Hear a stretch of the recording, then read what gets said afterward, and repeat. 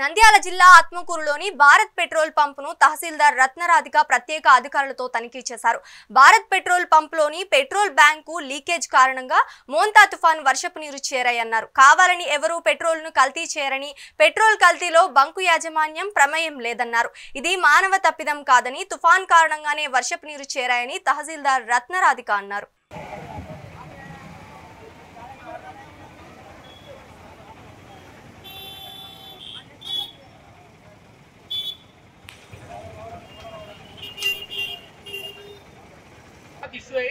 జనాలు భూమి కూర్చుంటే ఇప్పుడు 10 గంటలకు బంద్ చేస్తున్నారు. 10 గంటల వరకు కూడా చెప్పి పోలీసులు ఆపు సేలింగ్ అంటే ఏమంటున్నారంటే మేము పొద్దు నుంచి పెట్రోల్ ఆపేసాము, డీజిల్ సీసీ కెమెరాలు పనిచేస్తాయి కదా, సీసీ కెమెరాలు ఉన్నాయి, చెక్ చేయమని చెప్పండి. పెట్రోల్ బంక్ అడిగి పెట్రోల్ కొట్టాలని 110 రూపాయలు కొట్టించినాం. ఇంటికి పోయేలోపు అయిపోయింది. దీని నుంచి నల్లగాలని నల్లగాలుగా పోయి అయిపోయింది.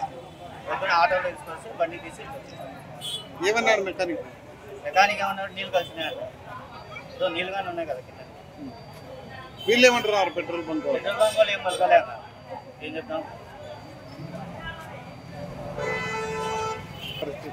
పరిస్థితి ఏముంది. దీన్ని వాడేసి వేరే పెట్రోల్ బంక్ వాడ పోయి పట్టించుకోవాలంటే